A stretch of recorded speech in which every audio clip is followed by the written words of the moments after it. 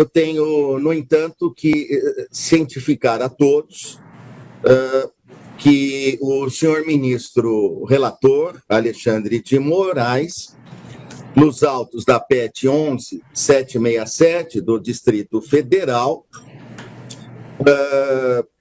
decidiu e decretou a prisão preventiva do senhor Mauro César Barbosa Cid. Eu tenho em mãos a decisão assinada pelo senhor ministro relator, o ministro Alexandre de Moraes. Posteriormente, os senhores vão recebê-la, vão tomar ciência do seu conteúdo, das razões que levaram o senhor ministro a decretar a cautelaridade prisional, a prisão preventiva do senhor Mauro César Barbosa Cid. Eu apenas aqui estou oficialmente dando ciência a todos os senhores, ao senhor Mauro César Barbosa Cid, aos doutores Vânia Barbosa Adorno Bittencourt e César Roberto Bittencourt, bem como a doutora Lígia Sireno Teobaldo, desta decisão, repito, todos os senhores oportunamente receberão cópia, e já adiantando que ela será imediatamente cumprida. É isso que eu tenho para ainda cientificá-los, né? Há quaisquer outras dúvidas, quaisquer outros questionamentos, eu peço encarecidamente que sejam efetuados e endereçados na petição em questão, né, na PET em questão, e encaminhadas para que o senhor ministro relator possa efetivamente apreciá-las e decidir. Haja vista que a minha delegação, a minha competência, portanto, encerra-se no presente momento. Eu agradeço. O número da PET, excelência, por gentileza. Eu tenho 11767. Eu tenho aqui 11767. 767 do Distrito Federal. Tá. Eu tenho como esse número. Né? Obrigado. De toda a sorte, imagine, doutor César Roberto Bittencourt, de toda a sorte, repito, quaisquer dúvidas, quaisquer requerimentos, eu peço que sejam devidamente encaminhados ao senhor ministro relator, para que, efetivamente, por óbvio, ele possa apreciar. Exato. E a minha delegação encerra-se nesse momento, aqui para essa finalidade. Eu fico muito agradecido, agradeço especialmente a compreensão dos senhores, a atenção. Oxalá sempre fosse assim.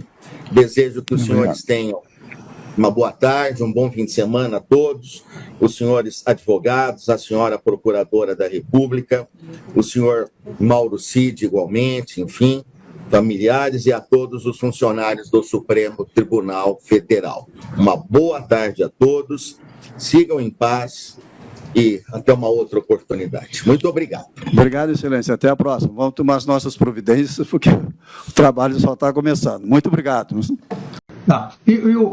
Quando o ex-presidente Bolsonaro pediu o meu monitoramento, vocês fizeram como? Eu solicitei ao Coronel Câmara. Ele que fazia essa parte? Sim, senhor. Eu não sei quem era o contato dele. Nunca perguntei, obviamente, quem era o contato dele. Isso aí, ministro, é bem clássico das operações de inteligência e das forças especiais. É compartimentação da informação e necessidade do saber. Então, tanto que o contato dele, eu não quero saber, porque se muita gente ficar ligando para o contato, acaba caindo o contato. O que eu sei é que eu falei para o senhor daquele ministro, daquele elemento do TSE. Né? Não é o ministro, é um juiz que nós já identificamos. Desculpa. Então, vamos lá, Cristina. É que o colaborador recorda-se que a primeira vez que pediram monitoramento desse ministro relator foi feito pelo então presidente Jair Bolsonaro. Não, desculpa, ministro. A primeira foi pedido ou pelo Ferreira Lima ou pelo de Oliveira. Eu não me recordo quem foi, que foi ali no dia 16. Esse foi o primeiro, Sim, dia senhor. 16. Dia 12, o senhor não se recorda, que tem a mensagem que o Marcelo Câmara... Eu não me recordo se... ninguém pediu para monitorar o presidente Lula, né? E eu não me recordo, e pelo jeito que a mensagem está escrita, me parece mensagem de cara de segurança.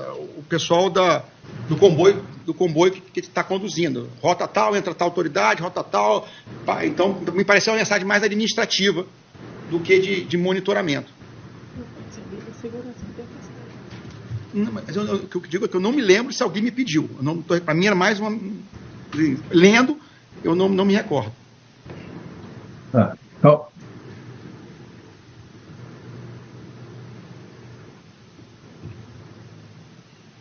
que o colaborador recorda-se que a primeira vez que pediram monitoramento desse ministro relator foi pelo coronel de Oliveira e Ferreira. O monitoramento, então, foi solicitado pelo colaborador ao Câmara, que era quem realizava essas ações. Isso ocorreu no dia 16 de dezembro. Posteriormente, às vésperas do Natal, quem solicitou o monitoramento desse relator foi o ex-presidente Jair Bolsonaro. Boa tarde a todos. Boa tarde. Boa tarde, Excelência. Boa tarde mais uma vez a todos. Meu nome é Ayrton Vieira, sou juiz instrutor do gabinete do ministro Alexandre de Moraes. É uma satisfação tê-los nesta audiência que estamos a começar na data de hoje. Igualmente, Excelência. Eu agradeço, é uma satisfação vê-lo, doutor César Roberto Bittencourt, desde já. É um prazer. Agora, nominalmente, uma boa tarde Boa ao tarde, senhor. prazer.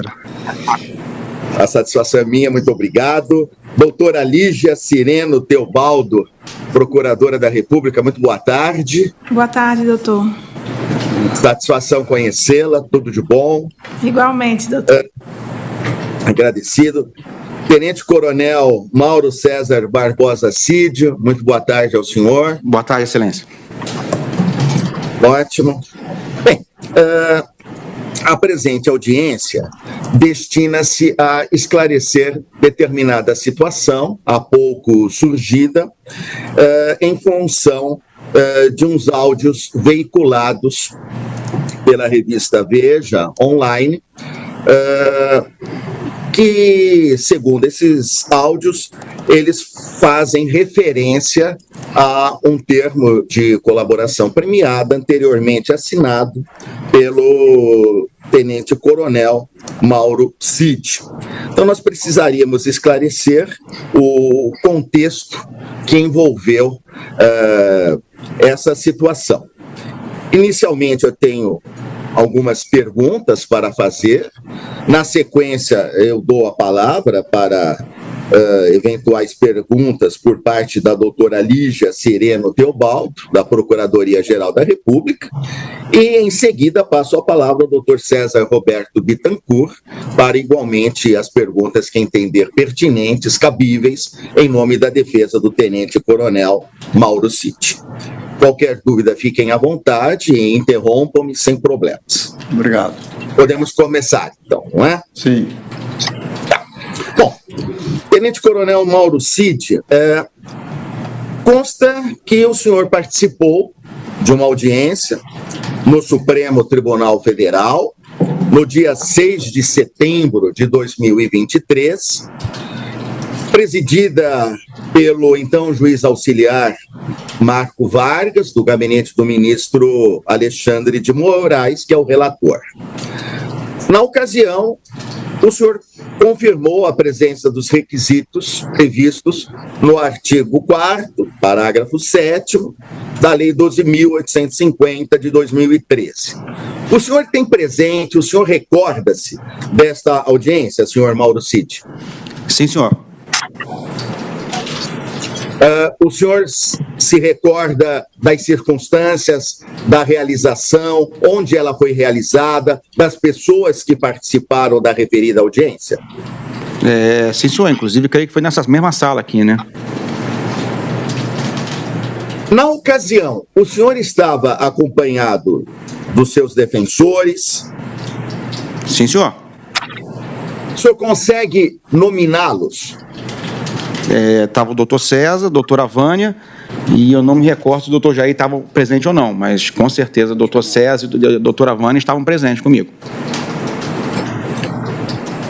O senhor sempre esteve acompanhado dos seus defensores nas oitivas realizadas pela autoridade policial?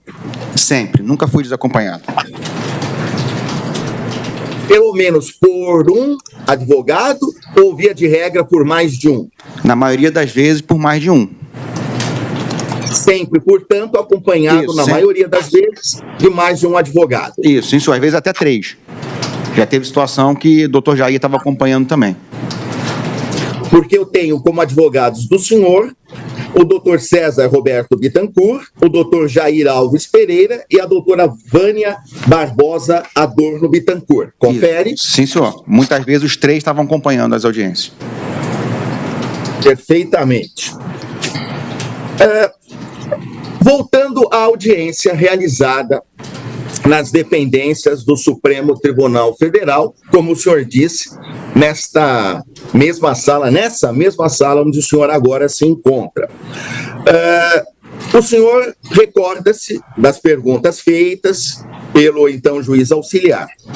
Eu questiono ao senhor se o senhor confirma, se o senhor reafirma a voluntariedade da manifestação de vontade que o senhor, naquela ocasião, naquela audiência, exteriorizou. Confirmo e reafirmo, e a vontade continua sendo a mesma. Naquela audiência, presidida pelo então juiz auxiliar Marco Vargas, tudo o que foi perguntado para o senhor, especialmente quanto aos termos da colaboração premiada, da delação premiada, enfim, como assim se entender melhor, ficou claro, e o senhor reafirma agora que o senhor realizou aqueles termos de forma espontânea, de forma voluntária. De forma espontânea, de forma espontânea e voluntária. Ciente do que seria feita a colaboração. E reafirmo não havendo pressão de nada do Polícia Federal nem do Judiciário. Foi uma decisão pessoal minha. E que eu continuo com a mesma decisão pessoal. Acerca da espontaneidade, da voluntariedade, do que o senhor disse na ocasião, previamente o senhor chegou a conversar com seus advogados? Positivo, sim, senhor.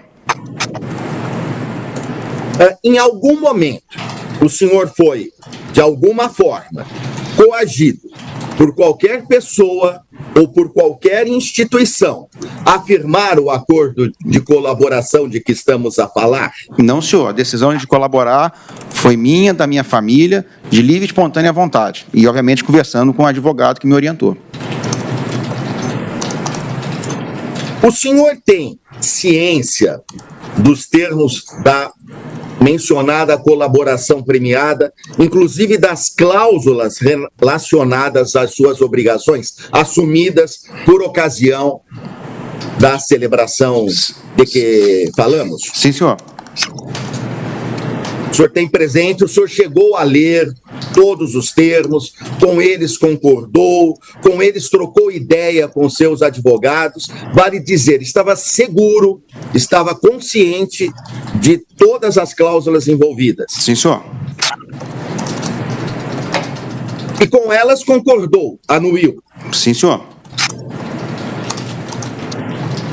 Bem, podemos, quanto a esse aspecto, quanto ao aspecto daquela audiência, quanto aos termos colocados na colaboração premiada, podemos deixar claro, de uma vez por todas, que tudo que foi dito pelo senhor foi de forma espontânea, foi de forma voluntária, sem qualquer espécie de coação por parte de pessoas ou de instituições. Sim, senhor. De livre, espontânea vontade, decisão minha, da família, orientada pelo meu advogado, sem nenhuma pressão de nenhum órgão ou instituição.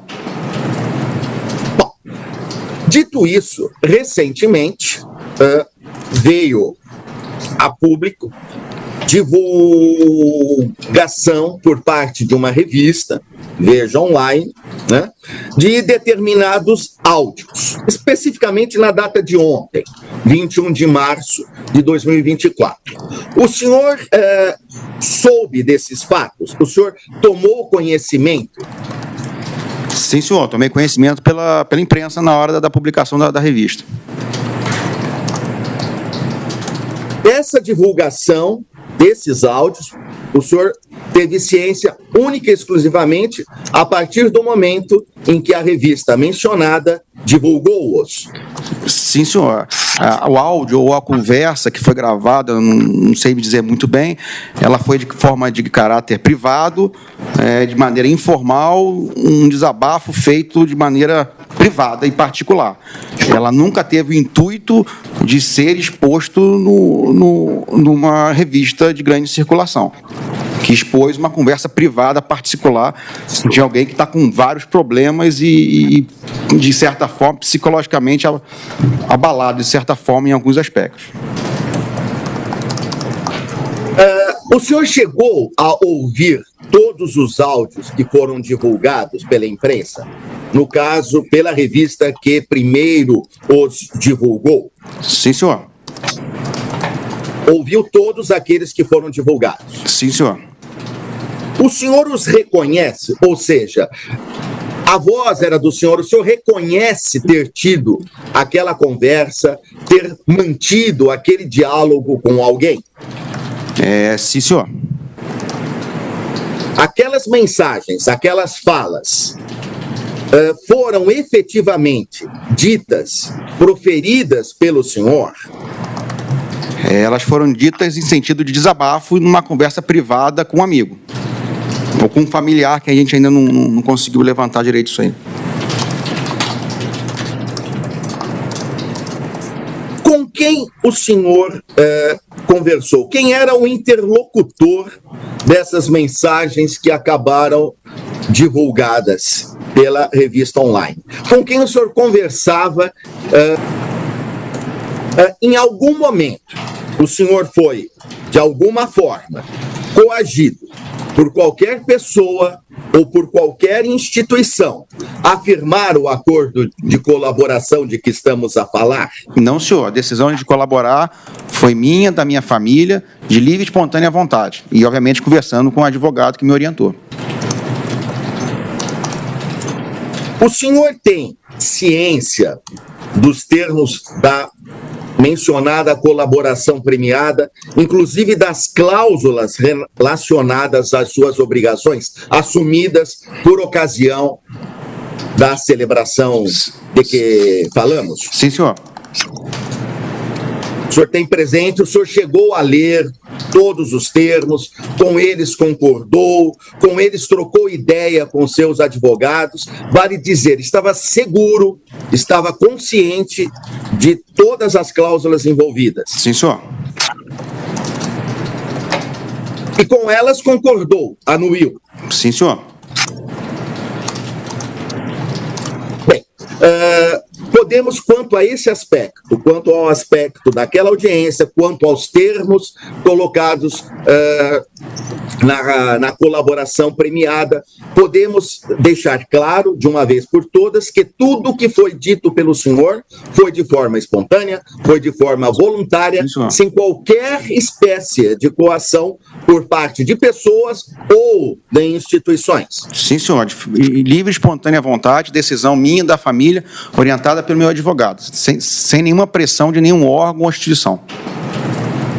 Bom, dito isso, recentemente veio a público divulgação por parte de uma revista, Veja Online, né, de determinados áudios, especificamente na data de ontem, 21 de março de 2024. O senhor soube desses fatos? O senhor tomou conhecimento? Sim, senhor. Tomei conhecimento pela imprensa na hora da publicação da revista. Essa divulgação desses áudios, o senhor teve ciência única e exclusivamente a partir do momento em que a revista mencionada divulgou-os. Sim, senhor. O áudio ou a conversa que foi gravada, não sei me dizer muito bem, ela foi de forma de caráter privado, de maneira informal, um desabafo feito de maneira privada e particular.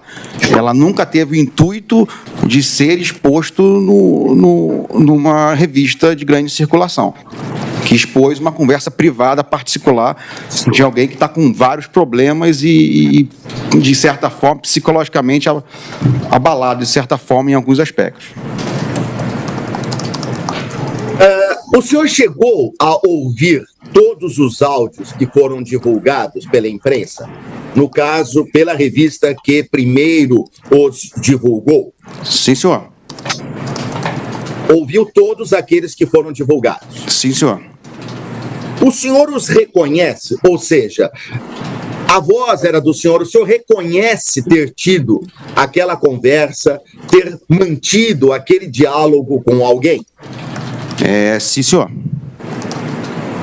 Aquelas mensagens, aquelas falas, foram efetivamente ditas, proferidas pelo senhor? Elas foram ditas em sentido de desabafo numa conversa privada com um amigo. Ou com um familiar, que a gente ainda não conseguiu levantar direito isso aí. Com quem o senhor conversou? Quem era o interlocutor dessas mensagens que acabaram divulgadas pela revista online? Com quem o senhor conversava, conversa essa que deu origem a esses áudios? Só passar um contexto para o senhor. À vontade. Eu tô bem recluso, né? A minha vida está sendo praticamente em casa. Eu não tenho vida social, não estou trabalhando. E com quem eu me comunico são um círculo de amigos muito próximos e familiares próximos.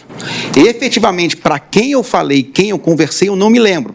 Até porque, como era uma conversa privada, particular, de um desabafo, de um momento psicológico ruim, né, foi alguém próximo da família. Ou de um amigo muito próximo.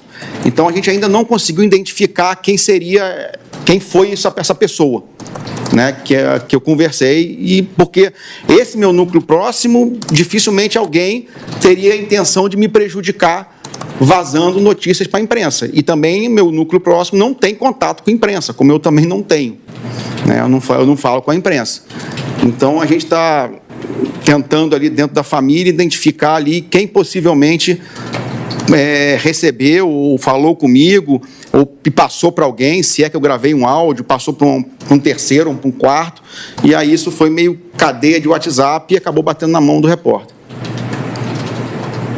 Pelo que o senhor escutou, pelo que o senhor ouviu desses áudios, a conversa teria ocorrido pessoal, ou seja, pessoalmente, ou por intermédio de telefone, celular ou fixo?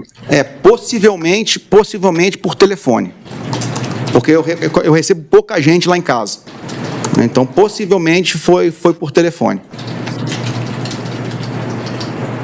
Acaso por telefone, poderia ter sido fixo ou, via de regra, celular? Não, via de regra celular, muito provavelmente celular. O senhor disse que o círculo de pessoas do seu contato social, o círculo de seus amigos, enfim, é um círculo pequeno, é um círculo reservado. O senhor poderia, por gentileza, nominar essas pessoas desse círculo? Tem meu irmão, tem meu cunhado, tem amigos próximos, assim, umas 10 pessoas ali próximas, mas de difícil dizer quem poderia ter sido. né? E nem quando eu conversei isso. Mas tem meu irmão, tem pessoal que está comigo do quartel, né, meus amigos militares, mais longa data, alguém ali da parte de equitação também, pode ter sido naquela linha, mas num ciclo muito, muito próximo de pessoas. De uma certa forma, o senhor já respondeu a pergunta que eu vou fazer agora, né? De toda sorte, assim mesmo eu tomo a liberdade de fazê-la. O senhor tem ideia da data, de que dia, ou mais ou menos há quanto tempo essa conversa teria sido mantida? Eu não sei, talvez, assim, talvez depois do indiciamento, eu não sei, porque é tudo clima de estresse, porque, se o senhor me permitir, antes, né, esteja à vontade, esteja à vontade. Explicar para o senhor o que está acontecendo, né? Dentro desse contexto todo, eu, a família, a gente tem sofrido uma exposição midiática muito pesada. Isso, obviamente, prejudica a carreira, prejudica a amizade, prejudica tudo. Então, a gente está num momento, psicologicamente, a família toda muito abalada, né? Problemas familiares, problemas financeiros. E agora, esse mês, principalmente, uma situação que pesa muito para mim é a situação da minha promoção, né? Então, vem de uma família militar, 4 gerações no Exército, e não que o Exército tenha dito isso, mas os indícios todos mostram que eu não vou ser promovido agora, final do mês. Até a grande parte do conhecimento disso vem pela imprensa. E aí a família vive, então isso para mim é coisa muito angustiante. Então, como eu não trabalho, estou em casa quase o dia todo, se eu saio, a imprensa está atrás de mim, né? Hoje, por exemplo, tinha um repórter na frente da minha casa tirando foto da minha família, minha esposa entrando, minha esposa saindo. Então, a gente vive num ambiente muito, muito pesado, está muito carregado para a minha família psicologicamente tudo isso, né? E tanto que, né, isso é coisa particular, mas a gente não dorme antes da meia-noite, quando sai a última notícia, e 5h30 da manhã já está acordado para ver qual a próxima notícia. Tudo bem, por mais que todo mundo diga, não vê imprensa, mas não dá. 5h30, 5h da manhã já acorda desesperado achando que vai ter alguma coisa minha. Né, isso já vem de anos. Né, e esse mês de março, principalmente, por causa da promoção, digamos assim, que eu estou, não é um termo que eu não gosto de usar muito, mas mais sensível, mais, né, com as coisas. Tanto que tudo que eu falei, tudo que foi um desabafo, eu não tinha ideia de atacar ninguém, nem criticar ninguém, até porque a Polícia Federal, acho que ela sempre me tratou com muito respeito ali, por mais que eles tenham a tese investigatória deles, eu tenho a minha versão, mas nunca houve uma pressão, eu quero que você fale isso, eu quero que você fale aquilo, se não falar você vai perder, veja bem o que você vai falar. Ele tem a tese investigatória dele, eu tenho a minha versão. Então, só que quando eu fui falar com um amigo, né, tanto que eu não sei nem se os áudios ali estão na ordem correta, né, o desabafo começa eu criticando até o presidente, que eu falo, pô, tem gente milionária, tem gente aí que não perdeu nada, tá sendo investigado, está na imprensa, mas eu perdi tudo que eu tinha. A família está vendendo os imóveis.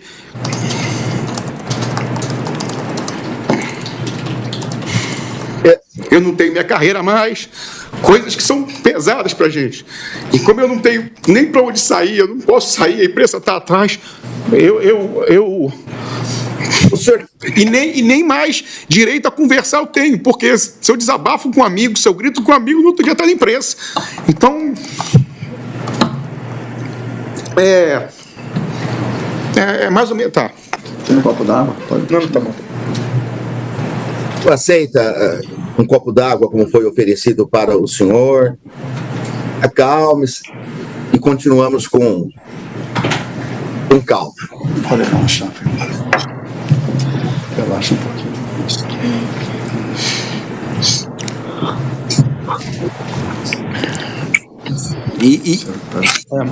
E as palavras ali não tinham sinais de crítica, nem atacar ninguém, era um desabafo que estava acontecendo, a minha situação toda, o que está acontecendo comigo, era uma forma minha de expressar. Tanto que tem palavrão ali, e quem me conhece sabe que eu não falo palavrão. Né? Então, assim, quando eu falo é porque está num nível já alto de estresse. Então, é uma maneira de descarregar e soltar o que está preso ali dentro. Então, em nenhum momento houve coação da Polícia Federal, em nenhum momento eles me obrigaram a falar alguma coisa. Óbvio que eu tinha uma versão e eles me colocavam que eles tinham na investigação. Nós temos isso, está falando isso, é isso mesmo? Eu falava, eu não me lembro, mas e isso? Então, foi isso que aconteceu. Em nenhum momento eles me obrigaram a falar alguma coisa. Não, coloque isso aqui, senão você vai perder a delação. Isso nunca aconteceu. Isso nunca aconteceu. Senhor Mauro Cid, até agora, o senhor falou, nós falamos do círculo de amizade, que embora restrito, mas o senhor mencionou familiares, um irmão, amigos, enfim. Para que possamos ter mais claro, o senhor poderia, por gentileza, precisar, e eu digo nominar, para ser mais explícito, dar os nomes das pessoas com as quais o senhor tem conversado regularmente? Sejam elas parentes seus, sejam elas pessoas, amigas suas, enfim, amigos seus, por gentileza, quais os nomes dessas pessoas com as quais o senhor tem conversado regularmente? Quem eu tenho conversado é meu irmão, Daniel Cid, meu cunhado, Gilberto Ribeiro, minha prima, Monique Cid. Tem um amigo que é capitão major do Exército, também é Rafael Maciel. Tem os coronéis ali mais próximos da minha turma, Coronel Sobral, Coronel Lessa, né? Quem mais que eu converso ali? Tem um pessoal do hipismo, que minha filha faz hipismo, né? Um é um sargento, Tiago Ravia, que eu acho que eu comentei com ele muito não.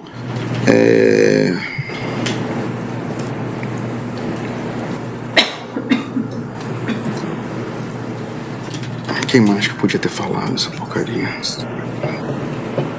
O senhor mencionou nomes de familiares, o senhor mencionou nomes de amigos seus, especialmente da área do Exército, da qual o senhor é originário. Mas de outras áreas, por exemplo, o senhor chegou a conversar com pessoas de outras áreas? Para que eu seja mais expresso, pessoas que trabalharam com o senhor no passado, pessoas vinculadas à área política ou à área social da sua amizade, mas não necessariamente vinculadas ao Exército? Não. No caso positivo, os nomes, por favor. Não. Eu não tenho contato com nenhum político, eu não tenho contato com ninguém do judiciário, né? As pessoas, porque assim, eu sempre fui militar, eu nunca fui político, eu entrei nessa função de ajudante de ordem por escolha do comandante do Exército. Então, toda a amizade que eu fiz, ou que eu criei, os relacionamentos durante os 4 anos da presidência, eu não mantenho mais nenhuma. Então, eu não comento com ninguém, eu não falo com ninguém, até as pessoas se afastaram, de certa forma, de mim também. Então, eu não tenho contato com ninguém de núcleo político, de nada, de nenhuma esfera política. De uma forma ou de outra, o senhor talvez já tenha respondido à pergunta que eu vou lhe fazer, mas de toda a sorte, né, eu precisaria saber quem são os policiais que, de uma forma ou de outra, queriam que o senhor falasse coisas que não sabia ou que não teriam acontecido. Porque isso foi dito, o senhor já fez o contexto, perfeito, mas eu precisaria expressamente de uma resposta sua a esse questionamento para que não pairem dúvidas. Eu não sei o nome dos agentes nem dos delegados que acompanhavam a oitiva. O único delegado que eu sei o nome é o delegado Schorn, doutor Schorn, mas os outros que acompanhavam as oitivas eu desconheço o nome, né? Estava em todas as oitivas que eu participei, mas eu desconheço o nome. Acho que você não entendeu. Mas a pergunta é quem forçou. Não houve. Ninguém. Desculpa. Desculpa, excelência. Ninguém. À vontade. Ninguém me forçou. Não foi forçado. Eu volto ao que eu tinha comentado anteriormente, eles tinham a tese investigativa e eu tinha a minha versão. E muitas vezes a minha versão ele contradizia com argumentos que eles tinham nos inquéritos. E eu falava, não, minha versão é essa, isso aqui eu não sei, isso aqui eu não vi. Pô, mas você não viu isso? Não, isso aí eu não vi. E isso aqui, você viu? Então, mas nunca houve nenhum tipo de coação ou eu quero que você fale isso e não isso.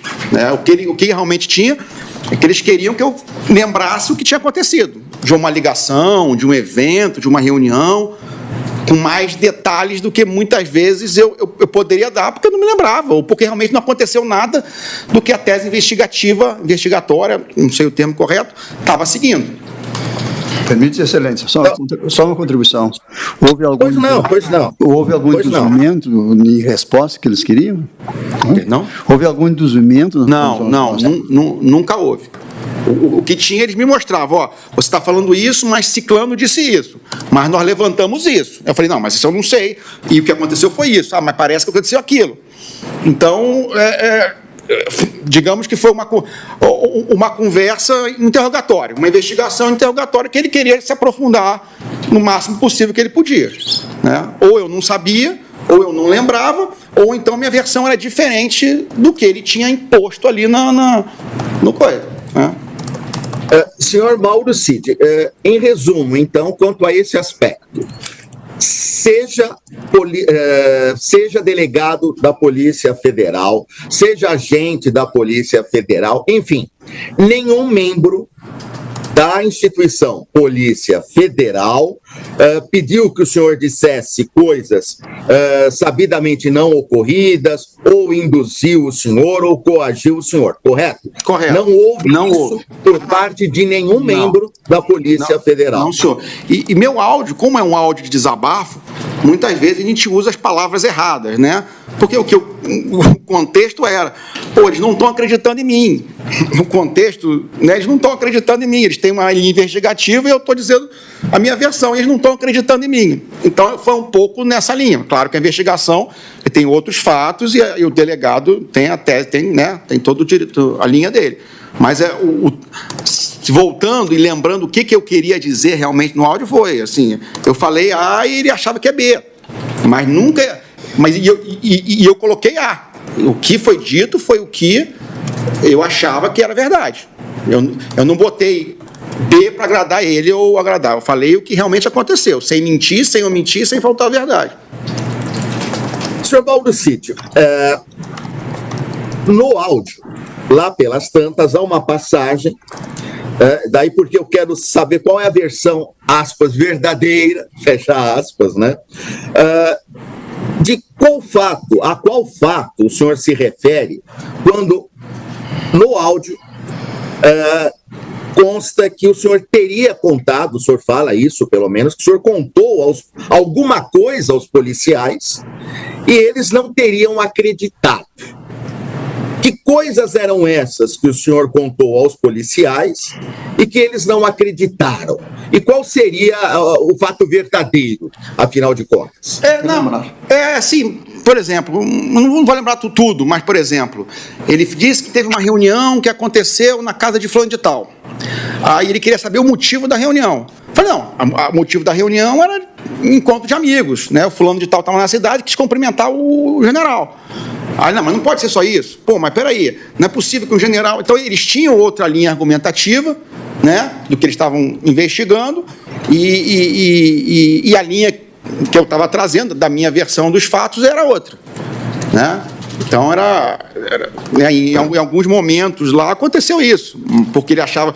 E até porque, não, mas isso é estranho, como é que alguém vai reunir segunda-feira à tarde para fazer isso? Então, aí eu explicava, não, a gente reunia à tarde por causa disso. Então,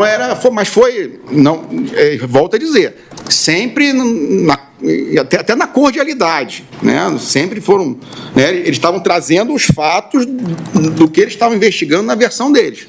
Eu não lembro se teve outro detalhe. Não, está correto. Perfeito. Senhor Mauro Cid, ainda quanto a uma determinada específica passagem nesses áudios divulgados ontem, O que o senhor quis dizer, qual foi a intenção de, aspas, narrativa pronta? Eles tinham uma narrativa pronta, fecha aspas. O que era? Porque já tinham... Desculpa que eu não conheço os termos. Já tinha uma linha de investigação. Tanto que até o próprio delegado falou, nós te ouvimos por último para você poder tentar fechar o nosso quebra-cabeça. Então, quando eu falei narrativa pronta, ele já tinha uma tese já construída. E eu entrei ou para corroborar ou para... Foi ouvido por último agora. Não, por último agora. Então, agora, estou falando desse depoimento de dia 11 de março, se eu não estou enganado. O outro depoimento, não. O outro depoimento eu falei primeiro, que foi o que deu início à colaboração. Mas nesse último depoimento, todos foram ouvidos, né? Todo mundo foi ouvido, todo mundo que foi preso, fizeram busca e apreensão, e por último, ele me ouviu. Então, quando eu falei que já tinha uma narrativa pronta, é que ele já tinha a tese toda dele montada, né? E aí eu ia encaixando ali para complementar e fechar os buracos, em que mais que eu poderia colaborar dentro daquela linha de investigação, né? Senhor Mauro Cid, ainda quanto a uma das passagens do questionado áudio. Qual as aspas, sentença pronta, fecha aspas, que o senhor afirma que o ministro relator tinha? Lá pelas tantas, o senhor afirma, no áudio pelo menos, assim está, que o ministro relator, ministro Alexandre de Moraes, tinha uma sentença pronta. Que todo mundo, também o senhor coloca, entre aspas, quem é esse todo mundo? E que denuncia e prende todo mundo. Denuncia quem? Prende todo mundo quem? Essa é a explicação que eu peço que o senhor forneça, por gentileza. Doutor, essa eu acho que é um termo que todo mundo usa quando não tem o que falar. Porque o cara está desabafando, está nervoso, está irritado, quer chutar a porta e acaba falando besteira, e genérico, todo mundo, e né, acaba saindo coisas que não era para ter saído. Tanto que é todo mundo, é tudo, né? É sempre, nunca, né? Então acaba saindo palavras que às vezes é o que se refere à palavra quando a pessoa está desabafando, está reclamando da vida, está desgostoso, né? Que era exatamente o meu sentimento, que é um sentimento que já vem há um tempo já, né? Então, por causa da situação que eu estou vivendo. Então, como eu falei, eu volto, foi mais um desabafo, uma maneira de falar, pô, estou me dando mal, tá tudo ruim para mim. Então, por isso que as palavras genéricas, né? Todo mundo, né? Tudo pronto, né? Então, acaba sendo utilização de palavras numa conversa privada com um amigo que está lá te escutando, né? Então, por isso não tem nenhum fato específico que eu possa dizer, comprovar isso que eu falei. Por isso que eu digo que são palavras de desabafo.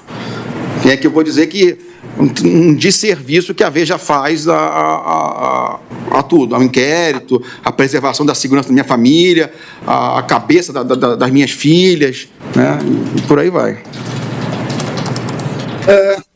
O senhor afirmou também que, aspas, todos se deram bem, ficaram milionários, fecha aspas. Quem são esses todos que se deram bem? Quem são essas pessoas? Quem ficou milionário? De que forma ficou milionário? Enfim, por gentileza, essa passagem agora que eu peço que o senhor não só contextualize, mas explique.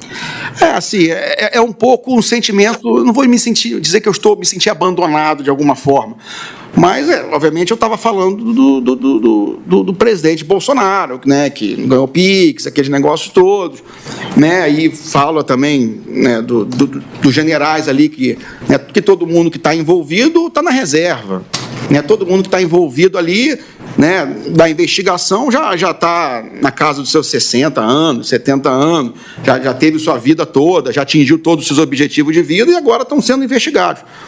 E no meu caso, não, né? Até eu falo palavrão lá, né? Eu perdi tudo. Estou com 45 anos, venho de uma família, né, quarta geração de militar numa família e que estou vendo minha carreira desabar na minha frente. Estou vendo amigos meus vou usar a expressão que eu gosto de usar, leproso, né? Não porque eles acham que eu fiz alguma coisa de errado, mas porque sabem que pode se prejudicar no exército, se ficar se aproximando de mim. Então, e eu falei do político também, né? Que os políticos, né, a exposição para o político é até boa, porque sai na mídia, depois ele se elege. Né? E eu não sou político, eu não sou militar, eu não quero ser político, eu quero ter minha vida de volta. E eu não consigo ter minha vida de volta nem de conseguir ir na esquina. Hoje, eu botei a cara para fora de casa, estava o repórter tirando foto da minha casa, minha esposa chegando e tirando foto da minha esposa. Então, assim, eu acho que isso tudo transcende até mesmo a investigação. Entra na parte pessoal, da parte de mídia, né, que maltrata a gente 24 horas, meu nome não sai da imprensa, todo dia tem um troço, Então, esse troço psicológico ali, você está... eu estou enclausurado, eu não estou saindo, né, não estou indo para lugar nenhum, porque onde eu vou a imprensa está querendo ir atrás. Então, você fica agoniado, você fica abafado, eu não estou trabalhando, eu não tenho, né, para quem explodir, digamos assim, né? Inclusive, engordei mais de 10 quilos, né? Vou ter que voltar a correr. Então, é isso. Foi um grande desabafo disso, que vem desde... E esse áudio, esse lado especificamente, né, eu falo do outro lado, né? Eu falo de pessoas que, teoricamente, tinham que estar me apoiando, me dando sustentação, digamos assim, mas que não, de alguma forma, mas sem criticar ninguém. De novo, nem atacar ninguém. Fiz um desabafo por um amigo, né? Ao fim e ao cabo, ao menos de minha parte, antes que eu abra a oportunidade para a Procuradoria-Geral da República para a sua defesa. Em resumo, completamente rígidos, espontâneos, voluntários, verídicos, os termos que o senhor fez constar na sua colaboração premiada, na sua delação premiada, enfim, que o senhor reitera agora. Reitero agora, sempre de forma voluntária e espontânea, né, de livre decisão minha, da minha família, nunca omitindo nada, contando a minha versão dos fatos, e isso em todos os depoimentos que eu participei. Desde o dia da minha prisão, quando eu fui preso, eu entreguei meu telefone, eu desbloqueei o telefone, eu entreguei todas as minhas senhas, eu nunca coloquei nenhum empecilho à investigação. Quando o delegado chegou lá, eu desbloqueei meu telefone, escrevi a senha no papel, está aqui a senha do meu celular. Então, eu sempre fui extremamente colaborativo em todas os meus depoimentos, antes da colaboração e durante a colaboração, toda vez que eu fui chamado, eu fui extremamente, e fui de forma voluntária, né, nunca fui obrigado, sempre com meus advogados, sempre com meu livre-arbítrio e decisão minha e da minha família. Agora, definitivamente, caminhando para o encerramento. Tá? Eu tinha feito umas anotações aqui e, de uma forma ou de outra, repito, nada obstante, o senhor já tenha respondido algumas, mas para que eu fique com a minha consciência tranquila e o senhor também tenha toda a oportunidade de falar o que bem entender. Voltando um pouquinho ainda na questão do áudio, o senhor disse também que a cama está toda armada, né? Que os bagrinhos estão pegando 17 anos. Os mais altos vão pegar quanto? Quem são esses mais altos? Eu preciso saber, eu pergunto para o senhor, né? E a quem o senhor se referia? Enfim, contextualizando... O contexto geral é aquela uma reclamação genérica do que está acontecendo. Cada vez que você vê um elemento lá sendo preso a 17, 15 anos de prisão, você toma um susto, porque se estão acusando o pessoal mais alto, digo os generais, o pessoal que está sendo investigado, né? O que vai acontecer com essas pessoas? Né? Então, esse que era o sentimento de caramba. Se o pessoal de baixo, né, que seria o de baixo, está tomando 15, 16, 17 anos de prisão, quanto que o pessoal de cima, que está sendo chamado de planejador, de financiador, vai pegar? Né? Então, é desabafo, preocupação com o futuro, preocupação com o que vai acontecer, né? E até a tensão diária que a família vive, que não são só eu, é a família, são 3 filhas, né? Pai, mãe, e outra coisa que eu falei no áudio, que também pesa demais. Nessa investigação toda, eu fui o único que tive a família toda exposta pela imprensa. Não pelo judiciário, mas pela imprensa. A imprensa revirou minha vida toda, revirou até a vida do meu irmão, da minha irmã, que não mora nem no Brasil, né? Expôs tudo, minha filha, expôs áudio da minha filha, teve o jornal Metrópolis, expôs o áudio da minha filha, que também, como vazou esse meu áudio, alguém vazou um áudio da minha filha, né? Que ela conversando com uma amiga, onde ela diz que não tinha que ter intervenção militar nenhuma, que era coisa, obviamente, que ela ouvia em casa, né? Mas vazou, estava na capa do Metrópole, ficou lá meia-manhã com o áudio dela. A menina de 15 anos chorando em casa, porque que não estava indo para a escola, porque, né, até a professora lá tweetando coisas contra mim no coisa, ficou com quase um ano sem ir para a escola. Chorando em casa, achava que estava me prejudicando. Então, assim, não sou só eu que estou sofrendo com isso, é eu e toda a minha família. Né? Então, quando eu falo que eu estou recluso, porque eu não quero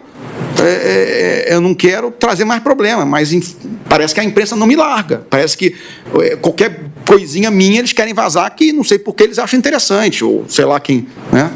Então, esse clima todo que a gente sente isso aí. A gente vê o pessoal sendo condenado a 17 anos, e aí?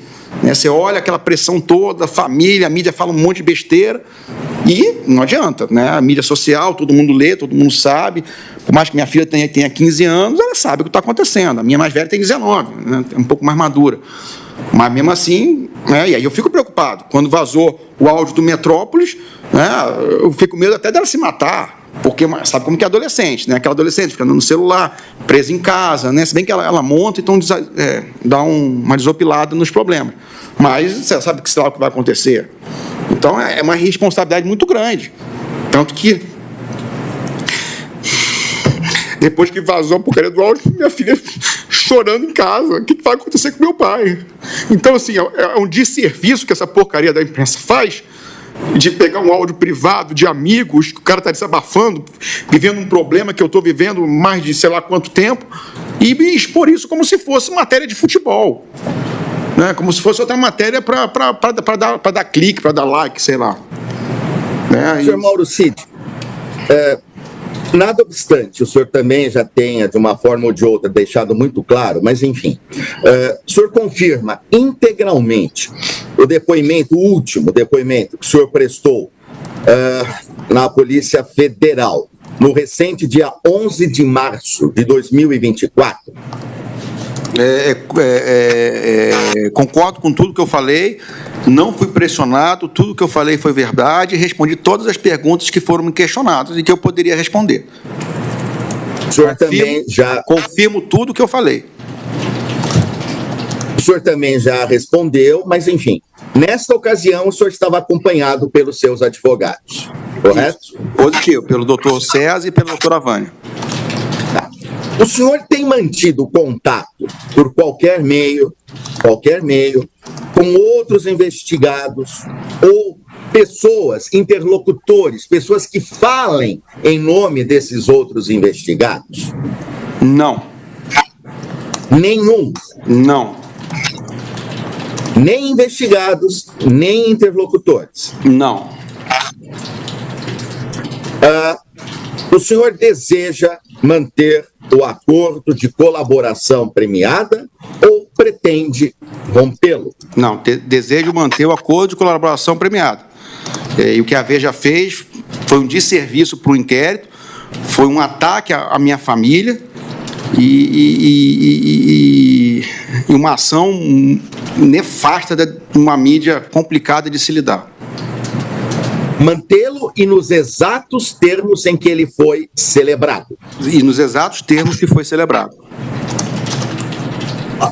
Perfeitamente, senhor Mauro Cid. Agora sim, de minha parte, pelo menos por enquanto, nenhum outro questionamento, nenhum outro esclarecimento. Porventura, se eu assim entender, após as perguntas da doutora Lígia Cireno Teobaldo, da Procuradoria-Geral da República, e do seu defensor, o doutor César Roberto Bittencourt, salvo engano, é a doutora Vânia Barbosa Adorno Bittencourt, que também o acompanha. Isso. Então, eu me penitencio de público e dou boa tarde para a senhora, doutora Vânia Barbosa, que até então eu não tinha tido essa oportunidade, eu não tive essa percepção. Tive no decorrer do depoimento. Muito boa tarde, uma satisfação vê-la igualmente. Boa tarde. Muito bem, então eu passo a palavra agora à doutora Lígia Cireno Teobaldo, pela Procuradoria-Geral da República. A senhora esteja à vontade, pode fazer as perguntas diretamente ao senhor Mauro Cid e ele diretamente responderá para a senhora. Agradeço, excelência. Boa tarde, senhor Mauro Cid. A respeito especificamente da cláusula 11 do seu acordo de colaboração premiada, que estabelece o dever de falar incondicionalmente a verdade, o senhor confirma que essa cláusula tem sido cumprida durante todos os depoimentos que têm sido prestados à Polícia Federal? Confirmo. A respeito da cláusula 18, que impõe o dever de sigilo sobre os termos da colaboração premiada, o senhor confirma que ela tem sido cumprida? Confirmo, eu nunca fiz nenhum comentário sobre o que eu falei, sobre o que me foi perguntado. Tanto que os próprios comentários que eu fiz, né, no meu desabafo, foi amplo, maneira ampla e genérica.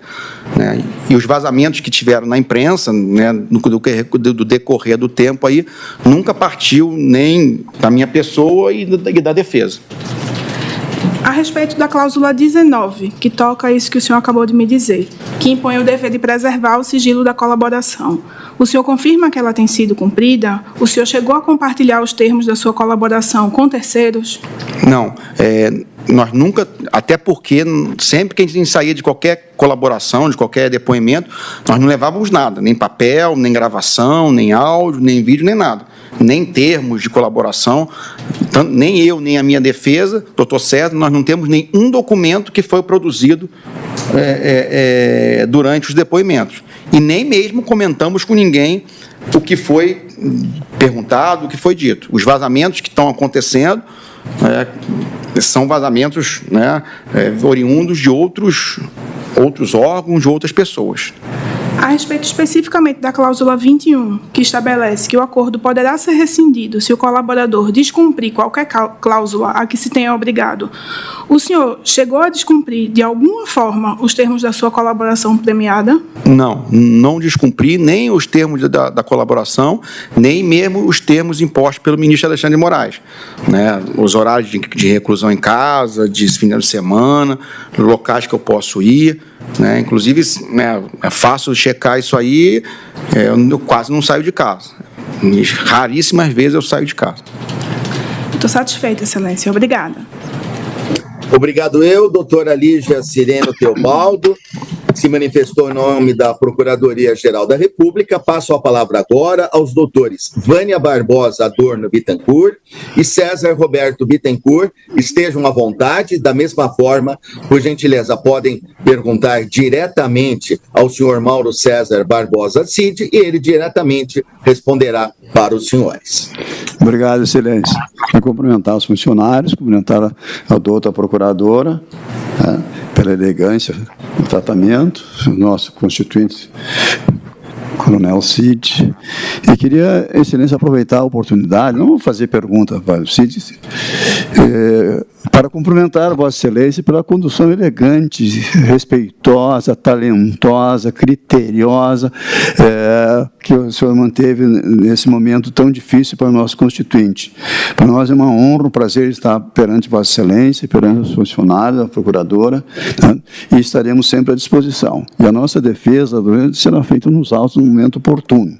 Agradecemos demais o tratamento, assim, digamos, VIP de Vossa Excelência. Obrigado, excelência.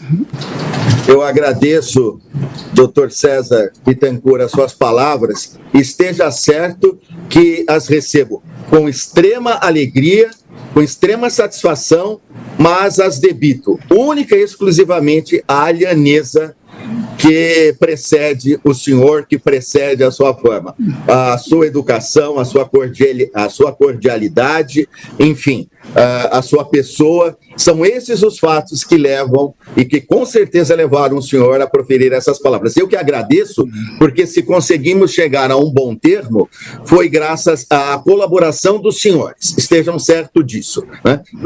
Todos participaram de uma forma muito educada, muito gentil, muito elegante. E eu agradeço em nome próprio e em nome de todos a colaboração dos senhores que estiveram presentes, e agradeço também, na oportunidade, os funcionários do Supremo Tribunal Federal que estão a propiciar a condução desta audiência, que, diante do que foi colocado pela doutora Lígia Sireno Teobaldo e pelos doutores Vânia Barbosa Adorno Bittencourt e César Roberto Bittencourt, tendo sido respondidas as perguntas formuladas pelo tenente-coronel, o senhor Mauro César Barbosa Cid, nada havendo para ser eu dou por encerrada formalmente esta presente audiência.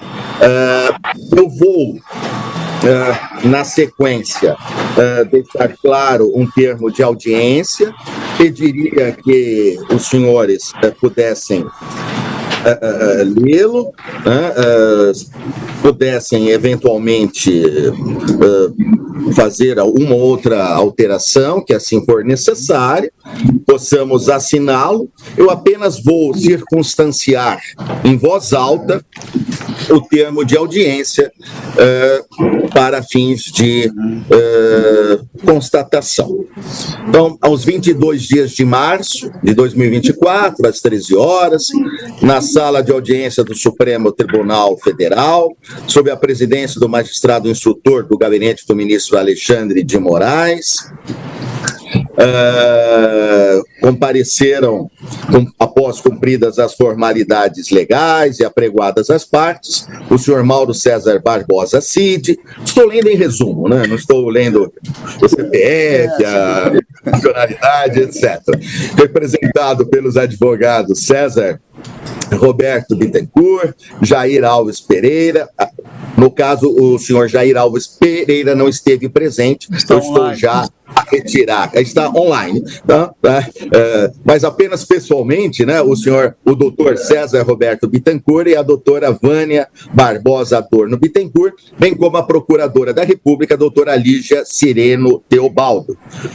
Eu circunstanciei qual a finalidade da presente audiência, fiz as perguntas, eu faço constar as perguntas que foram feitas, né, para o senhor Mauro César Barbosa Cid, constando também que após as perguntas formuladas pelo juiz instrutor, foi aberta a palavra e dada a oportunidade para que a doutora Lígia Sireno Teobaldo, em nome da Procuradoria-Geral da República, pudesse fazer, como de fato fez, as perguntas que entendeu necessárias e pertinentes.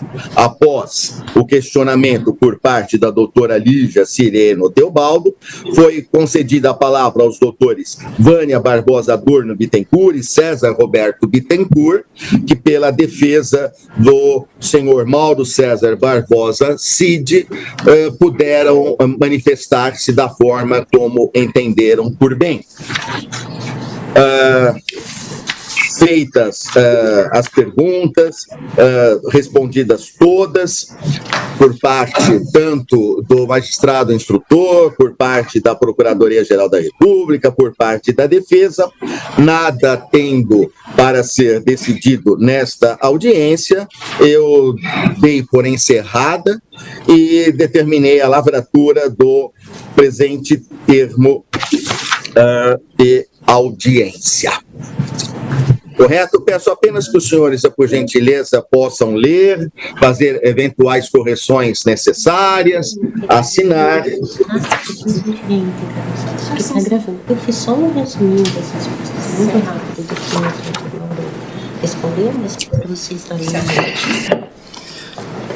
uma leitura dinâmica, Excelência. Mas com todo o tempo necessário. Por favor. Tem uma cópia. Põe ainda nessa? Tá, obrigado.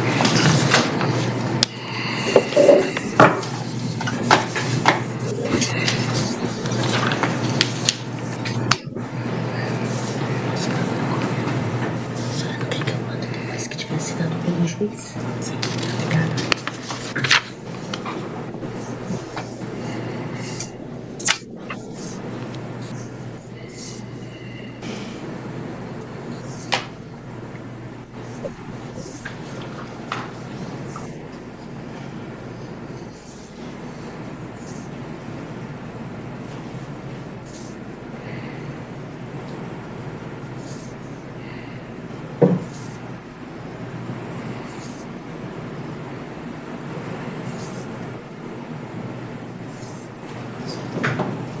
Você não quer que eu mando depois que tiver assinado pelo juiz? Manda no WhatsApp.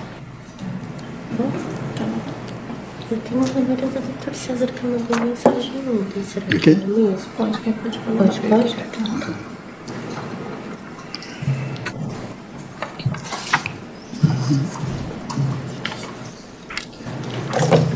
Essa é a segunda.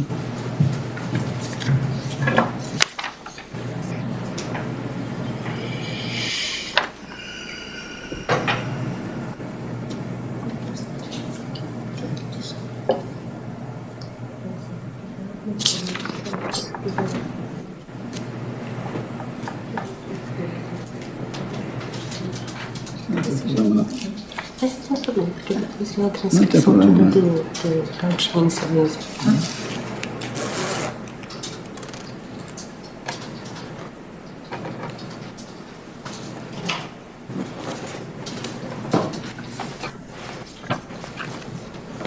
Essa é mais para formalizar o ato. Depois a gente junta a transcrição. Qualquer vez assinar, eu mando para o senhor pelo WhatsApp, tá bom? Ele faz por aí.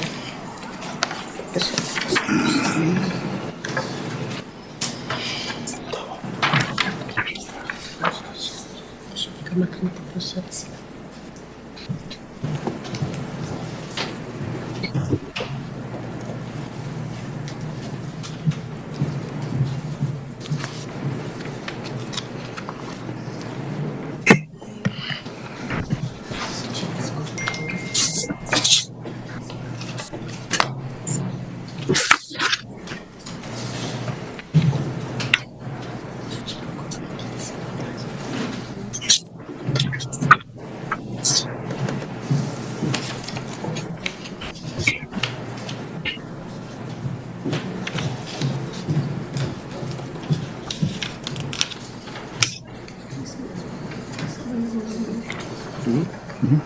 Que é assim.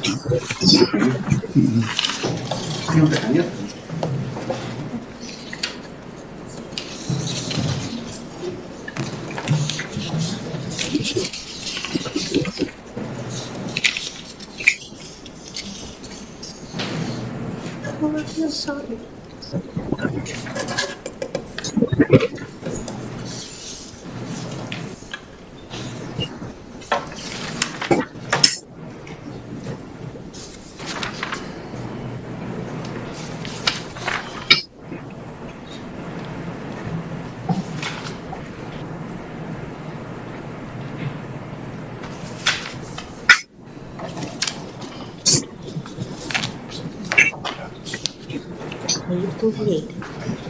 Isso.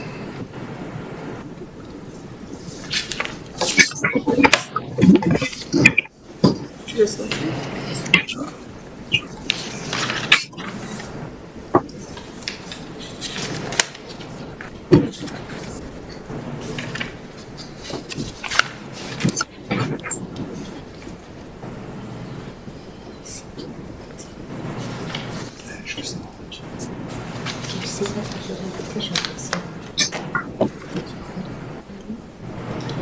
um juiz assim.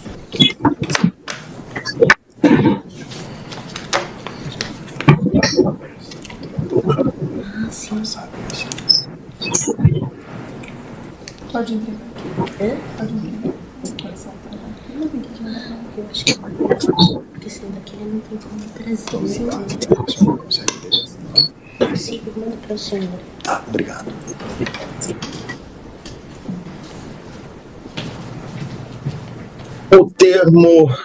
O termo de audiência foi assinado por todos pelo senhor Mauro César Barbosa Cid, correto? Sim, senhor. Foi assinado também pelos doutores Vânia Barbosa Adorno Bittencourt e César Roberto Bittencourt. Foi assinado também pela doutora Lígia Sireno Teobaldo, pela Procuradoria-Geral da República. Todos assinaram? Sim, doutor. Eu vou assinar na sequência. A audiência em si já está encerrada, o termo de audiência já foi devidamente assinado. Eu tenho, no entanto, que cientificar a todos que o senhor ministro relator, Alexandre de Moraes, nos autos da PET 11.767 do Distrito Federal, decidiu e decretou a prisão preventiva do senhor Mauro César Barbosa Cid. Eu tenho em mãos a decisão assinada pelo senhor ministro relator, o ministro Alexandre de Moraes.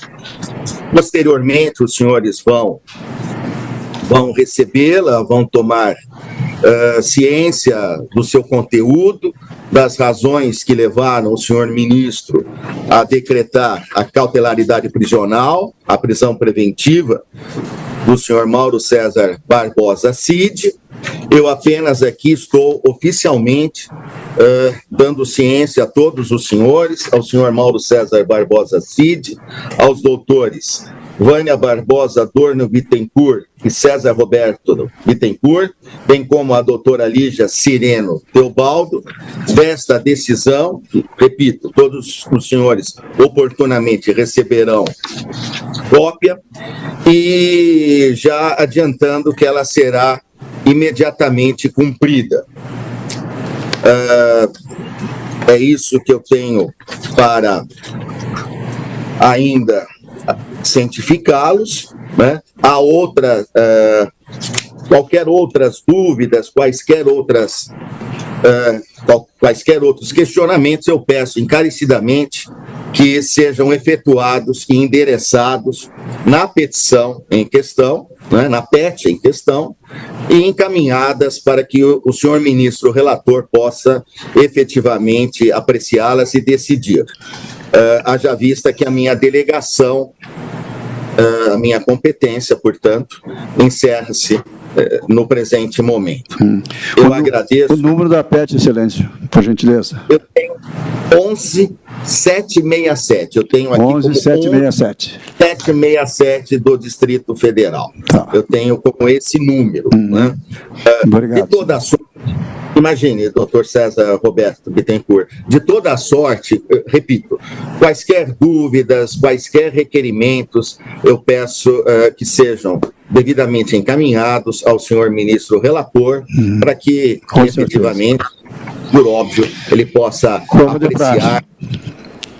Exato. E a minha delegação encerra-se nesse momento, aqui para essa finalidade. Eu fico muito agradecido, agradeço especialmente a compreensão dos senhores, a atenção. Oxalá sempre fosse assim. Desejo que os senhores tenham uma boa tarde, um bom fim de semana a todos, os senhores advogados, a senhora procuradora da República, o senhor Mauro Cid igualmente, enfim, familiares, e a todos os funcionários do Supremo Tribunal Federal. Uma boa tarde a todos, sigam em paz e até uma outra oportunidade. Muito obrigado. Obrigado, Excelência. Até a próxima. Vamos tomar as nossas providências, porque o trabalho só está começando. Muito obrigado.